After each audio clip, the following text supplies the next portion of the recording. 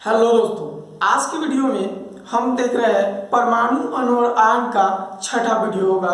ठीक है, इसके बाद एक और वीडियो आएगा जिसमें हम मोल कॉन्सेप्ट पढ़ाएंगे, मोल के बारे में, और उस पर आधारित न्यूमेरिकल पढ़ाएंगे। आज की वीडियो में मूल रूप से रासायनिक समीकरण, परमाणु द्रव्यमान इकाई, सापेक्ष परमाणु द्रव्यमान, सापेक्ष आणविक द्रव्यमान, ग्राम परमाणु द्रव्यमान और आणविक भार या आणविक द्रव्यमान ज्ञात करना सीखेंगे। ठीक है, बहुत सारी परीक्षाओं में आणविक द्रव्यमान पूछे जाते हैं कि ग्लूकोज का आणविक द्रव्यमान कितना होता है, भारी जल का आणविक द्रव्यमान कितना होता है, जल का आणविक द्रव्यमान कितना होता है। तो इन बातों पर आधारित प्रश्न जो है परीक्षाओं में बार बार उठते हैं और आज हम उन्हीं बातों पर चर्चा करेंगे और उसको इस तरह से सीखेंगे कि आप आसानी से किसी भी यौगिक का आणविक द्रव्यमान, किसी भी अणु का आणविक द्रव्यमान या आणविक भार आसानी से निकाल पाएंगे सेकेंडों में। तो चलिए शुरू करते हैं। सबसे पहले हम देखते हैं रासायनिक समीकरण। सबसे पहला टॉपिक है हमारा रासायनिक समीकरण। यह चैप्टर है परमाणु, अणु और आयन, और इसका यह पार्ट छठा है, केमिकल इक्वेशन। अब ध्यान देंगे कि रासायनिक समीकरण क्या होता है। तो सपोज कीजिए कि जब कोई रासायनिक अभिक्रिया होती है, ठीक है, मैं परिभाषा ही बोल रहा हूं कि जब कोई रासायनिक अभिक्रिया होती है तो उस रासायनिक अभिक्रिया में बहुत सारे पदार्थ भाग लेते हैं। ठीक है, जब कोई रासायनिक अभिक्रिया होती है तो उसमें पदार्थ भाग लेते हैं। अब उन पदार्थों के संकेतों को, ठीक है, और सूत्रों को अगर हम संक्षिप्त रूप में समीकरण के रूप में लिखते हैं तो उसे हम कहते हैं रासायनिक समीकरण। उसे क्या कहते हैं? रासायनिक समीकरण। ठीक है, आइए हम परिभाषा लिखते हैं। तो कहता है कि किसी रासायनिक अभिक्रिया में भाग लेने वाले पदार्थों के संकेतों और सूत्रों का उपयोग कर अभिक्रिया को संक्षिप्त रूप में लिखना या समीकरण के रूप में लिखना क्या कहलाता है? रासायनिक समीकरण कहलाता है। एग्जाम्पल के तौर पर हम देखते हैं कि सपोज कीजिए कि हाइड्रोजन और क्लोरीन आपस में अभिक्रिया कर हाइड्रोजन क्लोराइड बनाते हैं। अब देखिए यह क्या है? एक अभिक्रिया है, एक रासायनिक अभिक्रिया है। अब इसको हम इसके अभिक्रिया में भाग लेने वाले जो पदार्थ है उसके संकेतों को और सूत्रों को लिख करके आसानी से हम लिख करके केमिकल इक्वेशन लिखते हैं। ठीक है, रासायनिक समीकरण लिखते हैं। तो क्या लिखा जाएगा? हाइड्रोजन और ऑक्सीजन अभिक्रिया, हाइड्रोजन और क्लोरीन अभिक्रिया कर रहे हैं तो हाइड्रोजन को लिखते हैं H2 और क्लोरीन को Cl2 और साइन ऑफ एरो। उसके बाद अभिक्रिया करके क्या बना रहा है? हाइड्रोजन क्लोराइड, तो HCl। अब यहाँ पर हाइड्रोजन भी दो है और क्लोरीन भी दो है तो आगे से दो लिख देते हैं, मतलब कि हाइड्रोजन भी दो और क्लोरीन भी दो हो गया। तो ये क्या हुआ? ये एक रासायनिक समीकरण हो गया। क्या हो गया? रासायनिक समीकरण हो गया, क्योंकि हमने इस अभिक्रिया को इतना दूर में लिखा हुआ था, हमने इसको क्या किया? संक्षिप्त रूप में लिखा, संकेतों के रूप में लिखा, दर्शाया, निरूपित किया। तो इस तरह से इसे हम कहेंगे रासायनिक समीकरण। ठीक है, अब बात करते हैं हम कि रासायनिक समीकरण की कुछ मूल बातें हैं कि जो अभिक्रिया में भाग लेने वाले पदार्थ होते हैं, अभिक्रिया में भाग लेने वाले पदार्थों को अभिकारक कहा जाता है। ठीक है, ये क्या कहलाते हैं? अभिकारक। ठीक है, रिएक्टेंट। आप ध्यान देंगे, या अभिकर्मक भी कहते हैं। क्या कहते हैं? अभिकर्मक या अभिकारक। आप लिखेंगे कि अभिकारक क्या होता है, अभिकारक लिख करके डैश देंगे और लिखेंगे कि किसी रासायनिक अभिक्रिया में भाग लेने वाले पदार्थों को अभिकारक कहते हैं। तो यहाँ इस अभिक्रिया में कौन कौन भाग ले रहा है? हाइड्रोजन और क्लोरीन। तो इस अभिक्रिया में अभिकारक कौन है? हाइड्रोजन और क्लोरीन। ठीक है, अभिक्रिया के फलस्वरूप जो नया पदार्थ बनता है उसे कहते हैं प्रतिफल। उसे क्या कहते हैं? प्रतिफल। अभिक्रिया के बाद जो नया पदार्थ बनता है उसे प्रतिफल कहते हैं। आप मैंने जो बोला वही परिभाषा हो गया। इंग्लिश में कहते हैं प्रोडक्ट। ठीक है, तो इस तरह से आप ध्यान देंगे कि जब अभिकारक या प्रतिफल दोनों की बात करते हैं उसमें निर्मित होने वाले अणु या भाग लेने वाले अणुओं की संख्या एक से अधिक होती है। जैसे यहाँ एक है, अकेला बना है, मतलब एक ही अणु है ना, या एक ही यौगिक है, तो इसको अकेले लिखेंगे। लेकिन दो होता तो उन दोनों के बीच किस चीज का चिन्ह देते हैं? प्लस का चिन्ह देते हैं। अभिक्रिया को दर्शाने के लिए क्या देते हैं? तीर का चिन्ह देते हैं। इन बातों को आप ध्यान रखेंगे कि जब यौगिक का निर्माण दो या दो से अधिक हो जाएगा तो उनके बीच किस चीज का चिन्ह देंगे? प्लस का।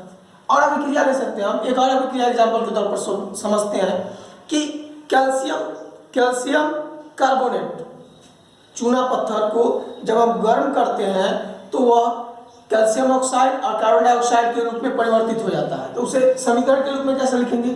तो पहले लिखेंगे कैल्शियम कार्बोनेट, इसको क्या करते हैं? गर्म करते हैं, और तब क्या बनता है? तो कैल्शियम ऑक्साइड बनता है और कार्बन डाइऑक्साइड गैस के रूप में बनता है। तो ये दो यौगिक बने ना, यहाँ पर दो यौगिक बने नए नए, तो इन दोनों के बीच किस चीज का चिन्ह दिया गया? प्लस का चिन्ह दिया जाएगा। तो इस तरह से यह रासायनिक समीकरण हुआ। क्या हुआ? रासायनिक समीकरण। कोई हार्ड नहीं है, बस आसान है कि किसी भी अभिक्रिया में भाग लेने वाले पदार्थों के संकेतों और सूत्रों का उपयोग करके अगर संक्षिप्त रूप में समीकरण के रूप में लिखा जाता है तो उसे क्या कहते हैं? हम रासायनिक समीकरण कहते हैं। ठीक है, अब आइए इससे क्या क्या जानकारी मिलती है। ठीक है, तो बहुत सारी जानकारियां मिलती है। जैसे यह हाइड्रोजन का एक अणु है, यह हाइड्रोजन का एक अणु है, यह क्लोरीन का एक अणु है, और यह हाइड्रोजन क्लोराइड का एक अणु है और दो से आगे से गुणा किया गया, मतलब दो अणु है।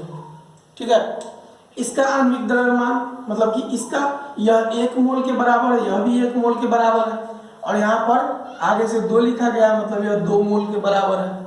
ठीक है, इसका आयतन 22.4 लीटर, इसका भी आयतन 22.4 लीटर, और इसका आयतन 2 है आगे से तो दुगना हो जाएगा। ठीक है, तो इन चीजों को आप ध्यान रखेंगे कि इनसे क्या क्या सूचनाएं प्राप्त होती है। ठीक है, अब चलिए इसको हम मिटाते हैं और आगे देखते हैं परमाणु द्रव्यमान इकाई। आप स्क्रीनशॉट ले सकते हैं या नोट कर सकते हैं। चलिए अब हम समझते हैं एटॉमिक मास यूनिट, परमाणु द्रव्यमान इकाई। इसको समझने से पहले कुछ बेसिक बातों को समझना काफी जरूरी हो जाता है। जैसे आप जानते हैं कि परमाणु का आकार काफी छोटा होता है, 10⁻⁻15 मीटर के रेंज में। अब आपको पता है कि इतना छोटा परमाणु या कोई अणु को क्या आप तौल सकते हैं? क्या आप उसे मतलब कि उसको तौला नहीं जा सकता है, सामान्य तराजू पर उसे तौला नहीं जा सकता है, तो आखिर उसका द्रव्यमान कैसे ज्ञात किया जाएगा? ठीक है, आपको पता है कि हाइड्रोजन के एक परमाणु का द्रव्यमान जो होता है वो होता है 1.763 × 10⁻⁻24 ग्राम। ठीक है, अब इतना छोटा द्रव्यमान जो होगा इसे क्या तौला जा सकता है? बिल्कुल नहीं। इतने छोटे द्रव्यमान को आप किसी तराजू पर तौल नहीं सकते हैं। तो इसे मापने के लिए, परमाणु को तौलने के लिए एक इकाई बनाई जाती है। क्या बनाई गई है? इकाई, और उस इकाई के अनुसार परमाणु को तौला जाता है। तो ध्यान दीजिए, आपको हम समझाते हैं कि किस तरह से परमाणु द्रव्यमान की इकाई आई। सबसे पहले डाल्टन ने, किसने? डाल्टन ने परमाणु द्रव्यमान इकाई के रूप में हाइड्रोजन को लिया। किसको लिया? हाइड्रोजन को, और इसका द्रव्यमान माना 1। इसका द्रव्यमान कितना माना? 1। अब इसके सापेक्ष अन्य का द्रव्यमान देखा गया, जैसे कि ऑक्सीजन। हाइड्रोजन के एक परमाणु से ऑक्सीजन का जो द्रव्यमान था वह 16 गुना था। कितना गुना? 16 गुना भारी। इसका एक परमाणु अगर 1 है तो इसका परमाणु कितना गुना भारी था? 16 गुना। तो इसका द्रव्यमान हो गया 16। इसका परमाणु द्रव्यमान इकाई क्या हो गया? 16। नाइट्रोजन हाइड्रोजन से 14 गुना भारी था, तो इसका द्रव्यमान कितना हो गया? 14। मतलब इस तरह से एक इकाई बना दी गई, हाइड्रोजन को एक इकाई बना दिया गया, और यह देखा गया कि इसके एक परमाणु से दूसरे तत्व का दूसरे तत्व के परमाणु का जो एक परमाणु का जो द्रव्यमान होगा वो कितना गुना भारी होगा, तो वह जितना गुना भारी होगा उसका द्रव्यमान उतना ही रख दिया गया, उसका द्रव्यमान उतना ही रख दिया गया। जैसे कार्बन इससे 12 गुना भारी है तो कार्बन का द्रव्यमान 12 रख दिया गया, कार्बन का परमाणु द्रव्यमान क्या रख दिया गया 12। तो इस तरह से अगर ध्यान दें हम तो सभी संख्याएं किसमें आ रही है, पूर्णांक में आ रहे हैं, किसमें आ रहे हैं, पूर्णांक में आ रहे हैं। ठीक है, बाद में समस्थानिकों का विकास हुआ, तो जब समस्थानिक आ गए तो देखा कि हाइड्रोजन के ही 3 समस्थानिक होते हैं, कार्बन के 3 समस्थानिक होते हैं। ठीक है, तो इस तरह से समस्थानिकों के आ जाने के बाद ये भिन्न के रूप में भी हुए, भिन्न के रूप में भी आने लगे। मैं आपको कुछ विशेष बातों को समझा रहा हूं, ध्यान दीजिए कि इस हाइड्रोजन को इकाई के रूप में किसने लिया, डाल्टन ने। यह प्रश्न बार बार परीक्षा में पूछा गया है कि हाइड्रोजन को परमाणु द्रव्यमान इकाई के रूप में किसने लिया, तो डाल्टन ने। ठीक है, और हाइड्रोजन से जितना गुना भारी कोई तत्व होता था, तत्व का परमाणु जितना गुना भारी होता था उसका द्रव्यमान इकाई वही हो जाता था। ठीक है, लेकिन फिर इसमें एक परिवर्तन आया और इसके बाद लिया गया ऑक्सीजन को, किसको लिया गया, ऑक्सीजन को परमाणु द्रव्यमान इकाई देखने के लिए लिया गया। ठीक है, अब ऑक्सीजन का परमाणु द्रव्यमान कितना होता है 16, कितना 16, तो इसके 16वें मतलब कि इसके 16वें भाग का द्रव्यमान कितना होगा, 1 होगा। ठीक है, एक ऑक्सीजन परमाणु का द्रव्यमान अगर 16 है और इसको 16 भाग में बांट देंगे तो उस एक भाग का कितना हो जाएगा, उस एक भाग का द्रव्यमान कितना हो जाएगा, 1 इकाई हो जाएगा। ठीक है, तो उसको देखा गया 1 इकाई के रूप में। लेकिन बाद में 1961 में, कब 1961 में, 1961 में क्या किया गया कि कार्बन को इकाई के रूप में लिया गया। इसको लिया गया कार्बन 12 के 1/12वें भाग को, कार्बन 12 के 1/12वें भाग को लिया गया। ठीक है, इसको हम फिर से समझते हैं कि पहले हाइड्रोजन को लिया गया था, किसने लिया, डाल्टन ने। उसका ऑक्सीजन को लिया जाने लगा परमाणु द्रव्यमान इकाई देखने के लिए। 1961 में बाद मतलब सबसे लास्ट में कार्बन को लिया गया। आज भी किसको लिया जाता है, कार्बन को। कैसे देखा जाता है, ध्यान दीजिए, कार्बन के 3 समस्थानिक होते हैं, सी, एक का द्रव्यमान 12 होता है, एक का द्रव्यमान 13 होता है और एक का द्रव्यमान 14 होता है। ठीक है, तो 3 तरह के समस्थानिक होते हैं। बात की समस्थानिक की तो अगले चैप्टर में हम समस्थानिक पढ़ेंगे। वर्तमान में हम यहाँ पढ़ते हैं परमाणु द्रव्यमान इकाई। अब हम आते हैं मूल रूप से परमाणु द्रव्यमान इकाई के पर कि 1961 में C12, इसको C12 के 12वें भाग को एक परमाणु द्रव्यमान इकाई के रूप में लिया गया। ठीक है, अब इसमें क्या किया गया कि कार्बन 12 का परमाणु द्रव्यमान कितना होगा, 12, कितना होगा 12। अब इस C12 को अगर आप 12 भागों में बांट देते हैं, कितने भागों में बांट देते हैं, 12 भागों में, तो यह 12 सोच लीजिए कि यह एक कार्बन का परमाणु है। अब इसे हम क्या करते हैं कि 12 भागों में बांट देते हैं। सपोज कीजिए हमने क्या किया, इसको 12 भागों में बांट दिया, तो इसका एक भाग का जो द्रव्यमान होगा यह क्या है, ये तो 12वां भाग है ना। ये कौन सा भाग है, 12वां भाग है। इन 12 में से एक भाग है, मतलब यह 1/12वां भाग है, 1/12वां भाग है एक परमाणु का। तो यह जो 1/12वां भाग है, यह इसका द्रव्यमान कितना हो जाएगा, एक, अगर टोटल का 12 है, टोटल का क्या है 12, तो इसमें से 12वां भाग निकाल देंगे तो उसका क्या होगा, 1। तो इसी 12वें भाग को एक इकाई के रूप में लिया गया, मानक इकाई के रूप में किसको लिया गया, तो कार्बन 12 के 12वें भाग को एक परमाणु द्रव्यमान इकाई के रूप में लिया गया। अब इस इकाई से जितना गुना भारी कोई दूसरा तत्व होगा उसका द्रव्यमान उतना ही हो जाएगा। जैसे कि इस एक इकाई से कार्बन 12 के 12वें भाग से अगर ऑक्सीजन 16 गुना है तो उसका द्रव्यमान क्या होगा 16 ग्राम, या परमाणु द्रव्यमान इकाई क्या होगा 16। अगर कार्बन मतलब कि नाइट्रोजन 14 गुना है भारी इस एक भाग से, तो उसका द्रव्यमान क्या होगा 14 होगा। अगर सोडियम 23 गुना भारी है तो क्या हो जाएगा 23 हो जाएगा उसका द्रव्यमान, या द्रव्यमान इकाई जो है वो 23 हो जाएगा।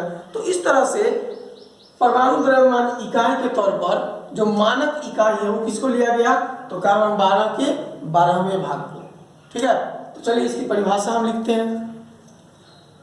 परमाणु द्रव्यमान इकाई हमने थोड़ी देर पहले समझाया है, और इस चीज को लिखा गया है कि C12 के एक परमाणु के द्रव्यमान के 12वें भाग को परमाणु द्रव्यमान इकाई कहते हैं। मतलब इकाई के रूप में किसको लिया गया है, तो कार्बन 12 के 12वें भाग को। सपोज कीजिए कि कार्बन का अगर इकाई परमाणु द्रव्यमान इकाई के रूप में अगर हम इसके 12वें भाग को एक इकाई लेते हैं, कितना लेते हैं एक इकाई, और इस एक इकाई से क्लोरीन का परमाणु 35.5 गुना भारी है।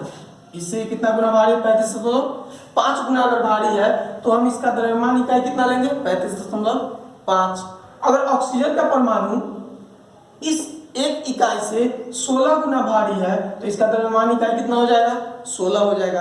तो इस तरह से परमाणु द्रव्यमान इकाई ज्ञात करने के लिए हमने किसको चुना है, तो कार्बन परमाणु के मतलब कार्बन 12 के एक परमाणु के 12वें भाग को। ठीक है, और अब देखते हैं हम सापेक्ष परमाणु द्रव्यमान। सापेक्ष परमाणु द्रव्यमान की परिभाषा देखिए तो कहता है कि किसी तत्व का परमाणु द्रव्यमान एक संख्या होता है।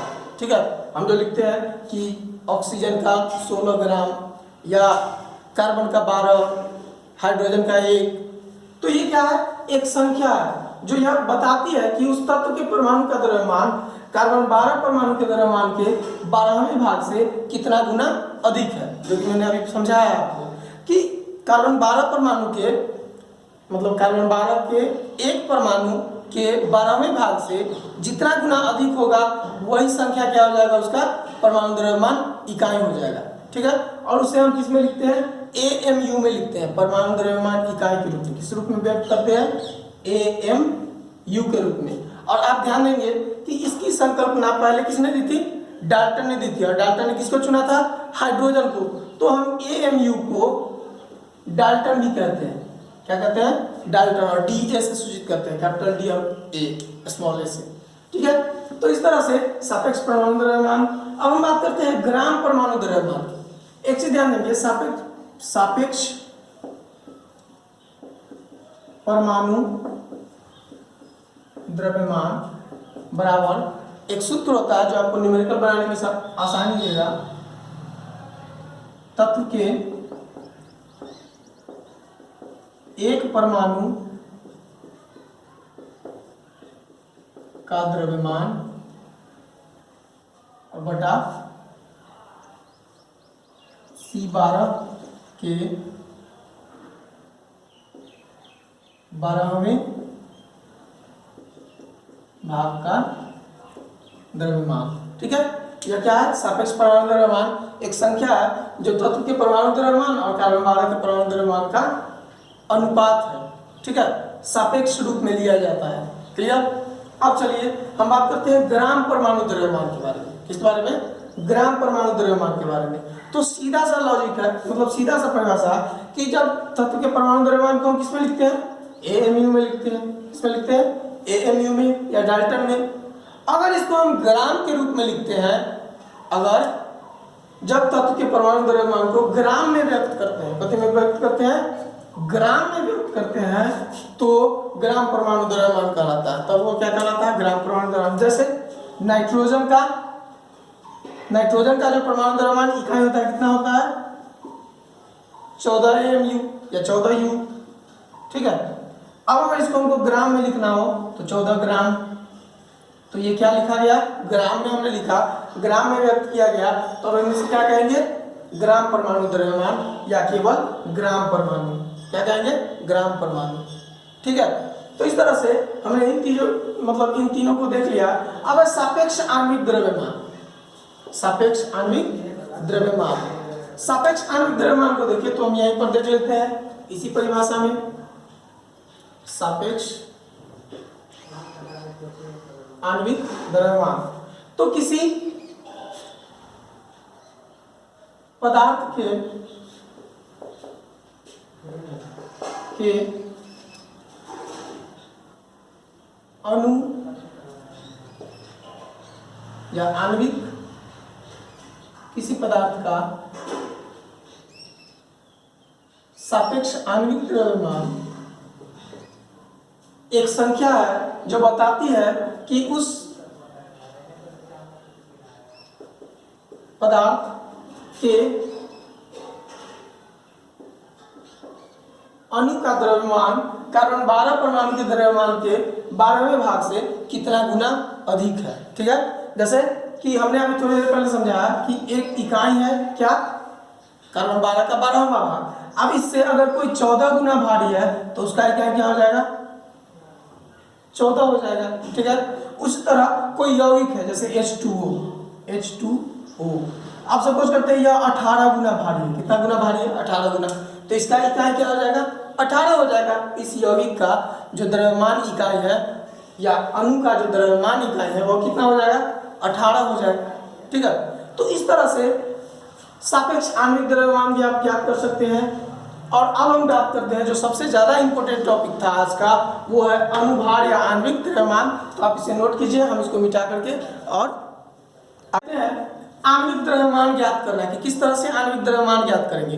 तो आणविक द्रव्यमान ज्ञात करने से पहले हमें कुछ तत्वों के परमाणुओं के परमाणु द्रव्यमान याद होने चाहिए। ठीक है, अगर आप परमाणु द्रव्यमान याद नहीं रखेंगे तो आप आणविक द्रव्यमान नहीं ज्ञात कर पाएंगे। जैसे मान लेते हैं आपसे पूछा जाए कि SO2 का आणविक द्रव्यमान क्या होगा, तो आपको सल्फर का आणविक द्रव्यमान याद हो, मतलब परमाणु द्रव्यमान याद होना चाहिए, ऑक्सीजन का याद होना चाहिए। तो यहाँ पर मैंने कुछ परमाणुओं के परमाणु द्रव्यमान को और परमाणु संख्याओं को लिखा है। इस तरफ ये लिखा हुआ है परमाणु संख्या, ये संकेत है। ठीक है, तत्व का परमाणु का संकेत है, और ये द्रव्यमान लिखा हुआ है परमाणु द्रव्यमान। अब बात करें हाइड्रोजन का परमाणु संख्या कितना होता है, 1, 2 में helium, 3 lithium, 6 carbon, 7 nitrogen, 8 oxygen, 9 fluorine, 10 में नियॉन होता है और वो अभिक्रिया नहीं करता है। तो जिससे यौगिक बनेंगे उसी का आणविक द्रव्यमान पूछा जाएगा ना आपसे। तो यहाँ पर ध्यान देंगे 11 sodium, 12 magnesium, 13 aluminium, 14 silicon, 15 phosphorus, 16 sulphur, 17 chlorine, 19 potassium, 20 calcium, 24 chromium, 26 लोहा आयरन, अगर बात करें 29 कॉपर तांबा, 30 जस्ता जिंक और 35 में ब्रोमीन। तो ये इंपॉर्टेंट है और उसी को मैंने लिखा, मैंने एक लाइन से सभी को नहीं भर दिया है, मैंने उसी को लिखा है यहाँ पर जो काफी इंपॉर्टेंट है और इससे यौगिक बनते हैं और आणविक द्रव्यमान इसी से बने हुए यौगिकों के पूछे जाते हैं।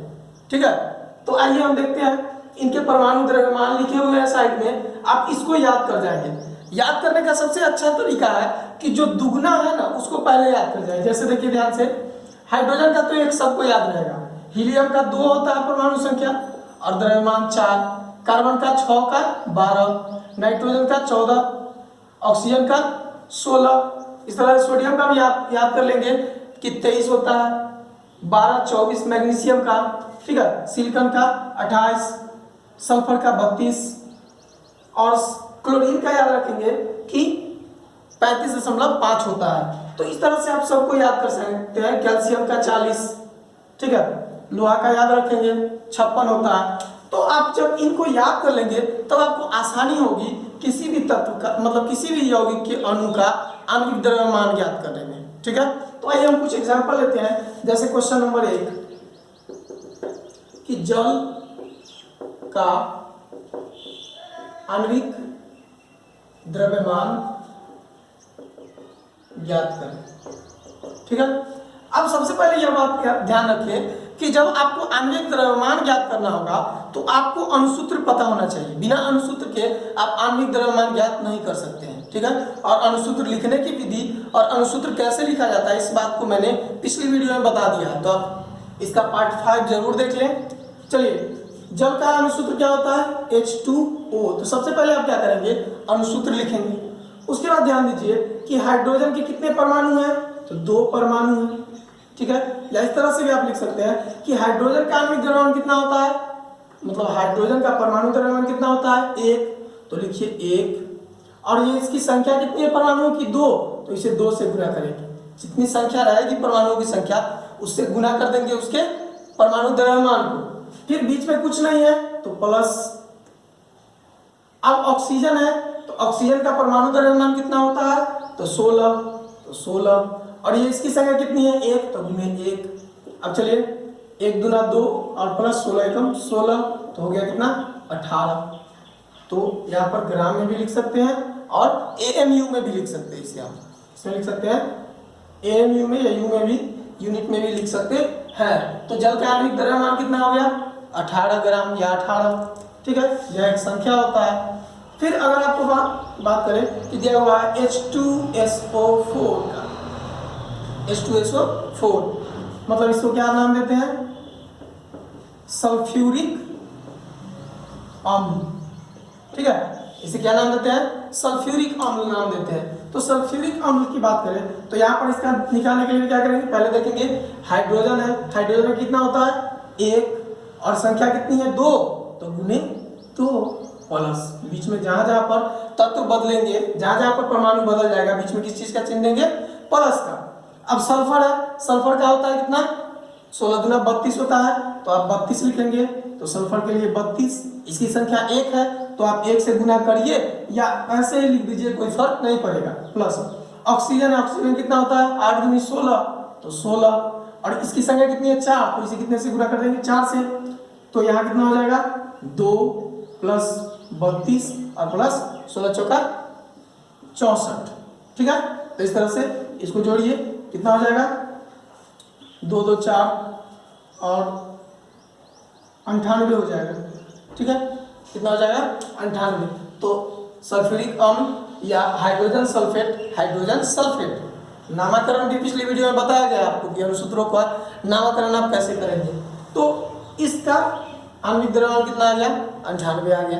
भारी जल का देखिए तो भारी जल का अनुसूत्र होता है D2O, और D जो कि हाइड्रोजन का एक समस्थानिक है, इसका द्रव्यमान कितना होता है तो इसका द्रव्यमान 2 होता है। कितना होता है 2, तो इसका द्रव्यमान 2 होता है। तो ध्यान दीजिए D के लिए कितना 2 और संख्या कितनी है 2, तो 2 प्लस ऑक्सीजन के लिए कितना आता है 16, तो इसका क्या हो जाएगा 2 दूनी 4 प्लस 16 बराबर 20 ग्राम या 20 यूनिट या 20 AMU, ठीक है। तो इस तरह से आप भारी जल का, ये भारी जल है, इसका अनुभार या आणविक भार या आणविक द्रव्यमान या अनुद्रव्यमान कितना होता है 20 होता है। तो इस तरह से आप किसी भी यौगिक का, आप एक और हम निकाल करके देखते हैं और आप घर पर और सारे यौगिकों का निकालिएगा। हम देखते हैं कैल्शियम कार्बोनेट का, कैल्शियम का कितना 20 दूनी 40, तो 40 गुने 1 या नहीं भी लिखेंगे 1 गुना में तो भी चलेगा। कार्बन का कितना 12, तो 12। ऑक्सीजन का कितना तो 16 और गुने ये 3 है ऑक्सीजन संख्या में तो 3। अब आइए 40 प्लस 12 प्लस 16 48 कितना हो जाएगा तो हो जाएगा 100, ठीक है। तो इस तरह से हम ध्यान देंगे कि इसको अगर आप याद कर लेते हैं, और आपको याद करना होगा, अगर आप चाहते हैं कि आप आणविक द्रव्यमान आसानी से याद कर ले तो आपको याद करना होगा। आप रट करके याद कीजिए, समझ करके याद कीजिए, या खूब सारी संख्या में यौगिकों के आणविक द्रव्यमान देखते करके निकालिए, आपको देखते देखते याद हो जाएगा, ठीक है। और कई परीक्षाओं में आणविक द्रव्यमान पूछे जाते हैं। तो बस आज के लिए इतना ही, धन्यवाद। अगली कक्षा में हम मोल कॉन्सेप्ट देखने वाले हैं, मोल संकल्पना, और उस पर आधारित न्यूमेरिकल भी उसी वीडियो में बनाए जाएंगे, ठीक है। तो धन्यवाद।